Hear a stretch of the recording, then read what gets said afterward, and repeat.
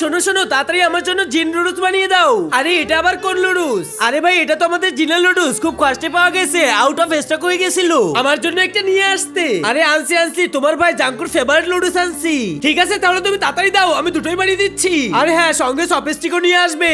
আচ্ছা ঠিক আছে। এই দেখো আমি বিটিএস এর ফ্রেম বানিয়ে নিয়ে এসেছি। কোথায় লাগাবো, হলে না ঘরে? কত সুন্দর ফ্রেম, একটা কাজ করো তুমি এটা হলেই লাগিয়ে দাও, যাতে আসা যাওয়ার পথে সবাই দেখতে পারে। হে আল্লাহ, যে পবিত্র কোরআনটি দেখার পর ভিডিওতে লাইক করে চ্যানেলটাকে সাবস্ক্রাইব করে দিবে এবং এই ভিডিওটা 10 জনের কাছে শেয়ার করে দিবে, তুমি তার জীবনে সকল পরীক্ষায় তাকে উত্তীর্ণ করে দিও। সকলে কমেন্টে বলি আমিন। আরে আমি তো বিয়েও বিটিএস স্টাইলে করব।